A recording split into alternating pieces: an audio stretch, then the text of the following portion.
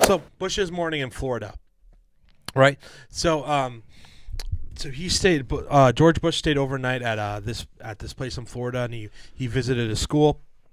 Um, so at 8:40 a.m. he went on a run, and then 8:05 he goes and speaks with his national security advisor Condoleezza Rice.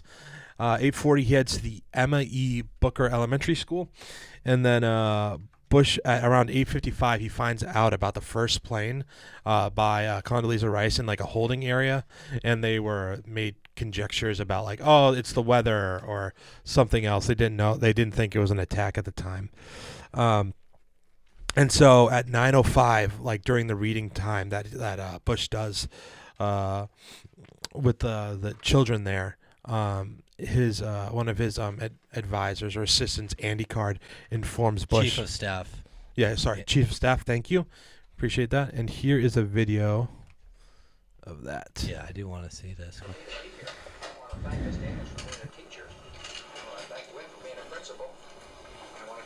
So here they are talking.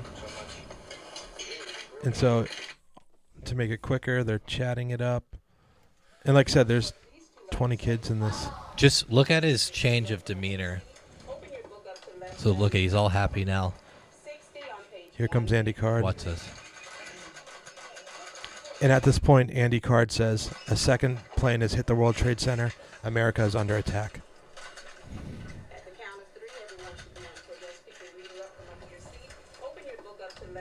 So that's the gist of that, right? And a lot of people make certain conjectures about this, saying, "Oh, Bush, they are very critical of his reaction, whatever." I'm just not sure, like, you know what to do in that situation, to be honest. Especially in front of little kids. I'm very critical of George Bush, but in this state, like, I mean, it is super interesting. But also, like, if the country is under attack, if you just get up and go, I'd be like, yeah, that makes sense. Like, you're the president. And even at these places too, they always have separate rooms where they can go and they're in contact with everyone. You know, so Shane, it looks like you're looking for something in the book. No, you yeah, have? I was just looking for the whisper, because there's a picture of it in here. Oh, really? Yeah, but no, it's. But dude, think about it. I don't know if he knew the severity of the situation, but he remained composed during that. That's like he could have like freaked the F out. And what do you think Trump would do if that would happen? He'd probably be like, "We're under attack, kids." Yes. Say it, Brad. You're gonna be okay.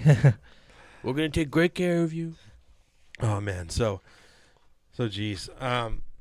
So at 9, so once again so basically he sits there for another 10 minutes, and so then right after this he goes and calls Dick Cheney, his vice president, and then right after that he calls George Tenet, the head of the CIA. Yeah, that's him calling Dick Cheney right there. The first picture. Yeah, and so if the camera can see, I'll show it right here. That's why the documentary on Prime, 9/11 Inside the President's Room, is just really cool to see what's happening at the time. And then I think that's no, that's still Bushy on the phone with Cheney. Bushy. And so around 9, so at 9:23, so like basically right after another, he calls Dick Cheney, he calls George Tenet, and then he calls the FBI director Robert Mueller, and then at 9:30 Cheney enters a bunker in Washington, D.C., like an underground one. And at the same time, Bush delivers a 1-minute statement on confirming that America is under attack. Here is that video.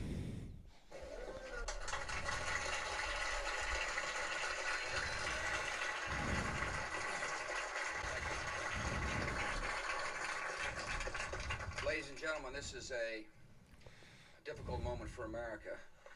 I unfortunately will be going back to Washington after my remarks.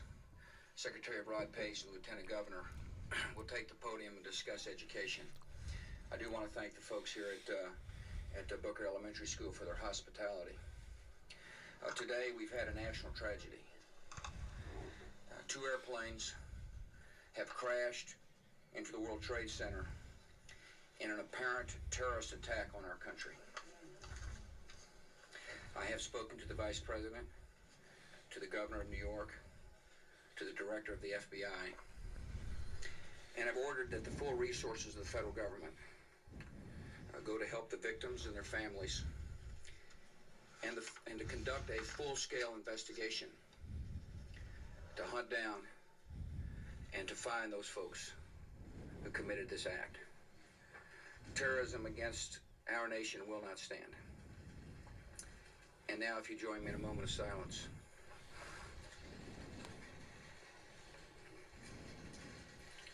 May God bless the victims, their families, and America. Thank you very much. Damn. Yeah, I wonder if that with that stuff, think about even with everything going on, all his staff is like, all right, we have to come up with a speech right now, and it's got to be, just think about like a 1 minute speech. That means it's go time. Also, after this happens, they basically rushed him from here, like they like sped To Air Force They One. were apparently, as they were going to Air Force One, they thought they were going to be attacked on the road. Yeah. And they immediately got up in the air. And they stayed there for a while. Yeah. So right after this, Bush, he goes and speaks with Condoleezza Rice again. Once again, 9:45, they board Air Force One, and then as they're leaving the tarmac or whatever. Once again, at this exact time, now I have all their names. So Todd Beamer, Tom Burnett, Mark Bingham, and Jeremy Glick were the guys that they tried to overflow the United Flights 93. Overthrow. No, that is the right word. But it sounded like overthrowing like a president or something. No. Like a coup. No, not quite. So 9:58, World Trade Center 2 collapses. And what's so interesting about this specific one, Shane? Or Dan? A couple of journalists and police officers who were quarantining the Conspiracy. the area so people wouldn't cut through. Well, it's weird that Free fall. Buildings don't free fall like this from fire. Well, it's weird that the second one, and you see it go. Look at it free fall, though. That means all the support and all the columns had to have failed. 'Cause it's Well, the way it falls is symmetrical.